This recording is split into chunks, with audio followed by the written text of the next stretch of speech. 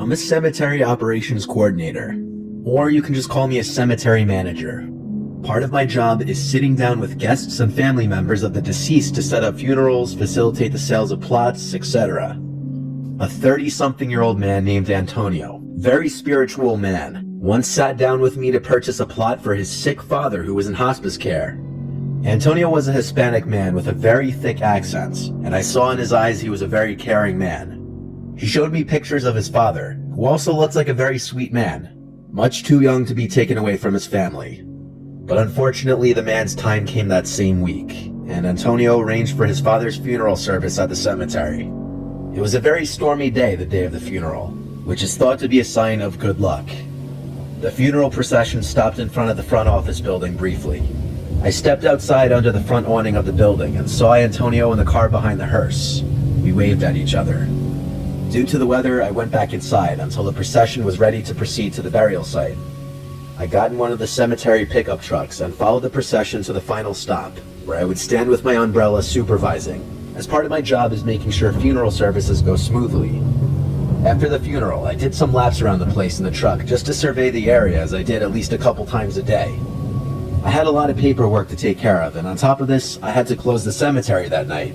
So a little later, I went back to my desk and took care of this.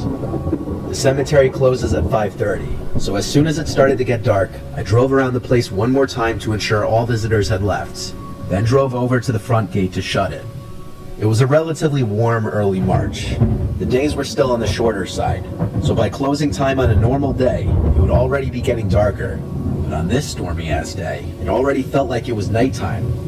I was driving back to my office when I thought I saw someone hurriedly walking down one of the lanes of tombstones before turning behind a hedge and disappearing out of sight. I beeped my horn so as to let them know the place was closed, but strangely enough, I didn't see them again. I grabbed my umbrella and ran out into the rain in that direction. I turned beyond the hedge he turned at and looked down this long row of tombstones on one side and hedges on the other. I didn't see anyone. I looked around in the rain for a solid 20 minutes, but eventually I had to give up. I drove back up to the office and browsed through the CCTV footage. None of it picked up on any unusual movement, even though it was a bit harder to see much because of the storm and it was also pitch black outside now. I tried to multitask, keeping an eye on the camera while finishing up some of my paperwork, when I heard the front door to the visitation room slam shut. I sprang up from my chair and yelled, "Hello?" My first thought was that it was the same person I saw before. Maybe they got locked in the cemetery and were looking for assistance in leaving. I stepped out into the lobby, but no one was there. I looked around and again said, "Hello?" Maybe the door slamming shut was them leaving. I started looking out all the windows, and I stopped when at one of them, I saw someone on the other side, looking back at me, with a blank expression. I jumped back and screamed, and they didn't flinch.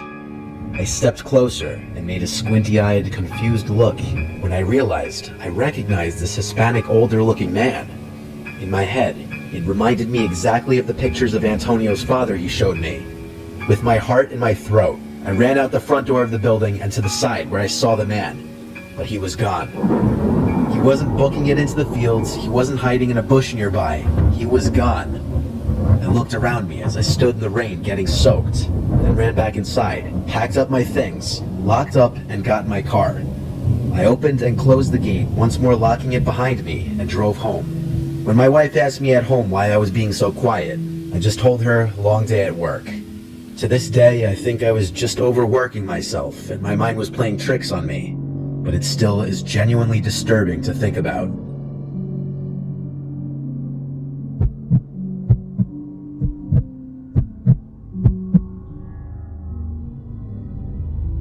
My name is Jeremy. This was in the dead of October, chilly and windy. I live in a somewhat big town. It's very poor and old, early 18th century type buildings. A friend and I were bored one night and decided to go fuck around at 3 a.m. I know that going out at 3 a.m. in a poor town isn't exactly smart, but we like to have our fun. We got bored of driving around blasting our music.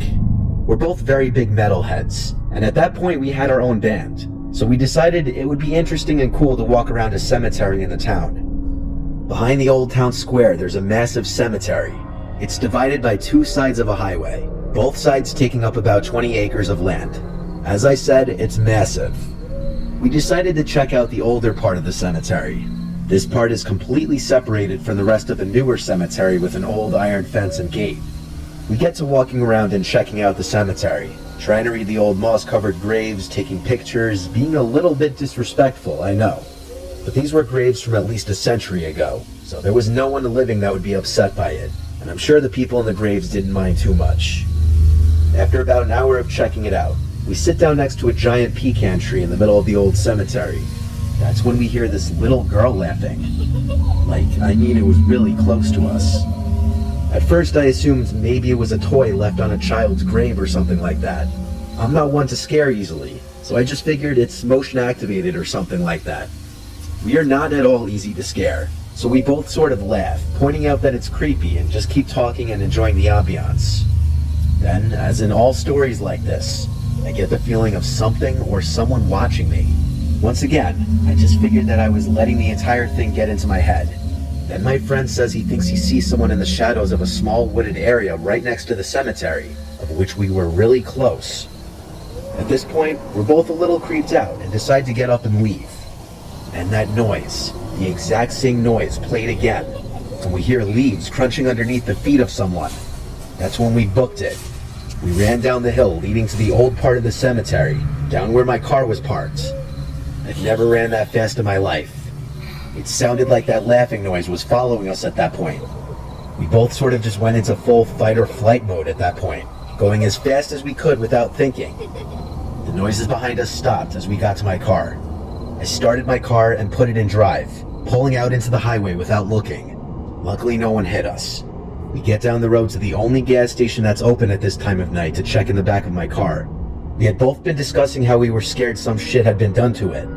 We get around to check and immediately find the back door is open. I know for a fact neither of us ever opened it. There was no reason for us to open it. I look in the back seats, make sure nothing's there, get right back in the car and peel out. I'm still confused about what happened that night. I'm not sure if we both overreacted or what. All I know is that I still feel that weird feeling that something is behind you whenever I tell this story.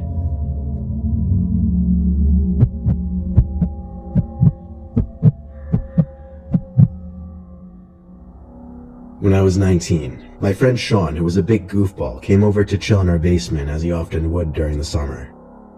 I remember he had a Coke bottle in his hand and I was eating Wendy's when he said we should check out that creepy little cemetery across town. It was the most random idea ever, and I even told him that. Still, we had no school the next day, and I knew exactly which cemetery he was talking about. I don't know if one should even call it a regular cemetery. It's just a small plot of land with maybe 100 tombstones at most. The tombstone's very archaic looking, and any time we'd pass, there would be no signs of anyone having come to visit within the last decade.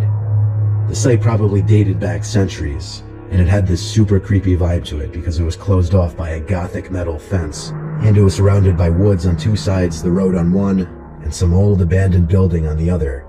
Everything about it just gave scary vibes. It took a little persuading, but Sean managed to get me to want to check it out too.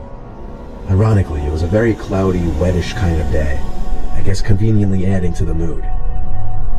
Sean pulled up his Honda to the side of the road. I told him to pull up more so it wasn't obvious. This was a low traffic road, so it would look kind of suspicious. He pulled up a few hundred feet down the road, and we got out and cut through the woods so that any potential passing traffic wouldn't see us entering the little cemetery. Hopping the fence in the woods was easy. It was maybe a 3 or 4 foot fence. Sean kind of took the lead on this since it was mainly his venture. He led us through the eerie little plot of land, and we looked at the archaic tombstones. They all seemed to be from the 19th century. The writing on some of them was illegible at that point. I know it sounds super dumb and cliche, but I couldn't help but feel like I was being watched constantly. I started looking around the surrounding woods. I told Sean how creepy this was. "I know," he replied. Still, with the feeling of being watched, I looked at the abandoned building next to the cemetery, at one of the windows. For a brief moment, I knew I saw someone standing at the window, even through the fog, smudge, and dirt on the glass. But but they casually either ducked or walked away from the window. I told Sean we were being watched by someone in that building, and he turned to look at it as well. Then he went to look for the entrance to it. I told him don't. I said we should just leave before we get in trouble. I stayed still by the tombstone he was looking at while he walked around the building, and then he found a way in. He called me over, but I stayed put. Then I heard some loud kind of crack, so I looked in that direction, and there was this older man, probably around 55. Gray hair, had on a black raincoat, I believe he was wearing jeans, and he had a mustache, but that's all I really got of him. Then he opened his mouth and screamed, not just yelled, he screamed, "Get out." He screamed it so loud I thought I saw birds fly away from being startled. And just like that, I started to feel lightheaded, and suddenly everything went dark. The next thing I remember was waking up to being dragged in the woods. I freaked out, thinking I was being kidnapped, but when I turned and got up, I saw it was just Sean. Sean was freaking out about something. He told me to follow him and run back to the car, so I didn't ask questions. As we ran through the woods, I heard something close behind me, and when I turned, I realized we were being followed by someone, so I ran even faster. We got to his Honda, and he basically put it in drive before the car even had a chance to fully start. When Sean was inside that abandoned building, he found a sigil of Baphomet painted on the wood floor, which is basically the sign of Satan. Around it were a bunch of freaky dolls with buttons for eyes. We didn't get to see anything else in the building, because he heard the old man scream at me outside. He came running to find me passed out on the floor, and he saw the old man slowly walking over to me.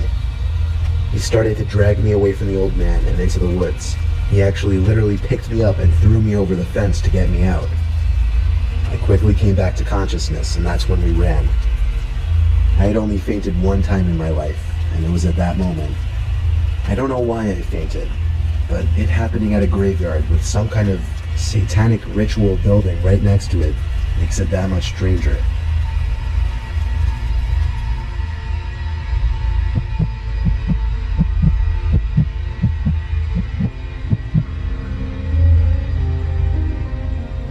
My grandpa passed away a few years ago.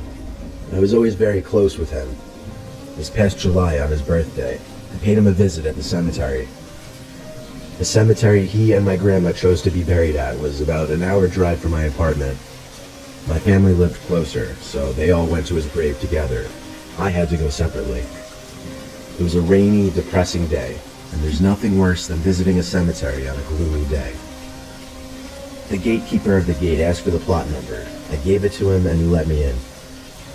It's a pretty big cemetery, and I'd only been there a couple other times. Not as the driver though, so I had a hard time finding it. I didn't see many other people, if any, at the cemetery that day. I'm sure the weather had something to do with it. Eventually, I found his stone and parked my car in the grass to the side. I put some flowers down under his stone, stood there for a while with my eyes closed, and prayed. When I finished my prayer, I opened my eyes and looked up.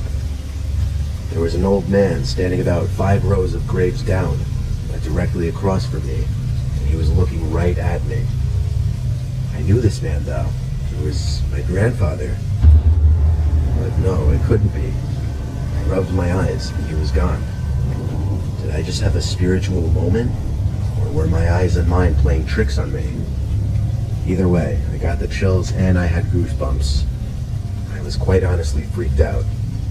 I got back in my car, said, "Love you, Grandpa," and drove off. I felt like I had a headache on my way home. Not sure why.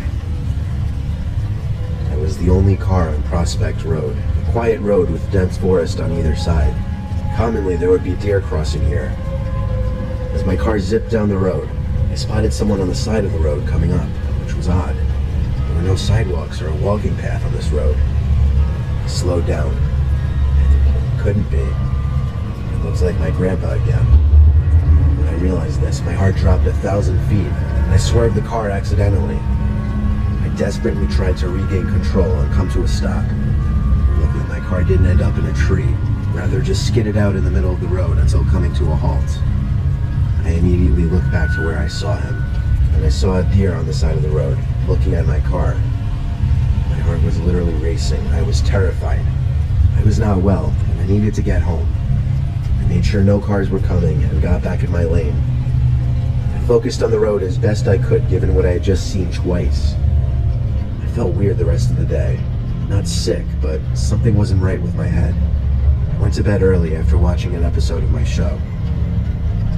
I woke up at like 2 in the morning to my phone ringing. It was an unknown number. My heart started racing again. Any call at this hour couldn't be good news. I accepted the call and put the phone up to my ear. There was static on the other end. Finally, I said, "Hello?" More static. But what I thought I heard next, I couldn't believe. Just briefly, for maybe half a second, I thought I heard my grandpa's voice over the static.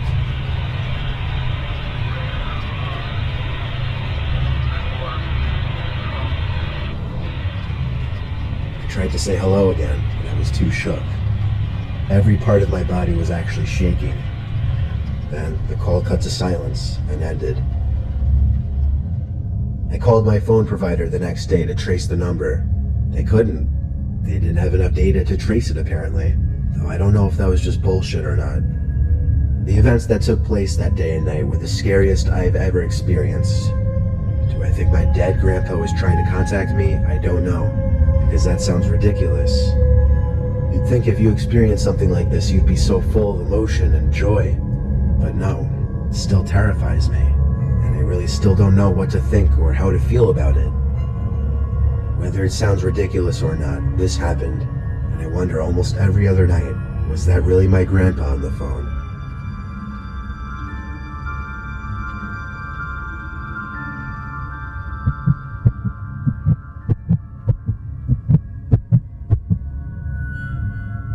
My friends and I were very stupid when we were teenagers. I was like 17 or 18 when this happened. It was the month of October, and I wanted to do something scary in the spirit of Halloween. There's a small cemetery about 10 minutes from where I live, and when I was drunk with a couple friends, I said we should sneak into it. I'll make up some names for my friends, Ryan and Mike. We were at Ryan's house. He didn't drink ever. So when I came up with the idea, he was the one to drive us to the cemetery. Mike and I were really the ones leading this. Ryan was just along for the ride. But then again, he hadn't been drinking. Ryan parked in some parking lot across the street. It was a ghost town because it was past midnight at that point. We made sure no one was around to see us as we hopped the fence into the cemetery. It wasn't exactly pitch black out, but it was slightly hard to see more than 10 feet in front of us. So we were all using our iPhone flashlights. There didn't appear to be any night security in the cemetery, so we kind of dispersed from each other. Ryan seemed to be following Mike more closely. I could still see where they were because of their flashlights. I went off a little further on my own, and I decided I'd start taking a creepy video. So I started recording, the light still on, of course. I recorded a bunch of old headstones and the general eerie vibe of the cemetery at night. I didn't see Mike and Ryan anymore, so I started to go look for them, still recording. I looked at my phone screen and froze. There was a woman, dressed in a white gown or dress I want to say, with long, gray-looking hair. She was looking down at the ground. I looked up from my phone screen to look at her in person, but she was gone. I started to back away. I looked back at my phone screen, and there she was again. Only now she was looking into the camera, or rather, looking at me. I looked up from the phone again and could not see her once more, so I looked back down at the screen again, and there I could see her moving closer to me. I started to scream for Mike and Ryan as I sprinted away from that spot. I couldn't see their lights anywhere, and they weren't answering my screams. I had a feeling they were going to try to scare me, so I ran back for the fence of the cemetery to hop it and get out. I made it to Ryan's car and texted the two of them saying they need to get out of the cemetery now. They met me at the car minutes later. We all sat in the car and I showed them the video I took. They had the same horrified looks on their faces I did. Now that I was actually watching the whole video, I could see the moment the woman slowly lifted her head from looking at the ground to looking at me, and then she starts to move towards me. We could only see her moving for like a second or two before I start screaming in the video and running away. But the way she was moving, we could see no leg movement. It almost seemed as though she were floating to me. I have that video saved on my old iPhone 4S, but the stupid thing won't turn on. It gets stuck at the Apple logo. I don't want to reset that phone until I can get that video off of it somehow. My friends firmly believe the woman in the video was a real, living person who also happened to be in the cemetery that night. But me, having been the one to actually find her, and only being able to see her on my phone screen, well, let's just say I was never a believer in the paranormal until that night.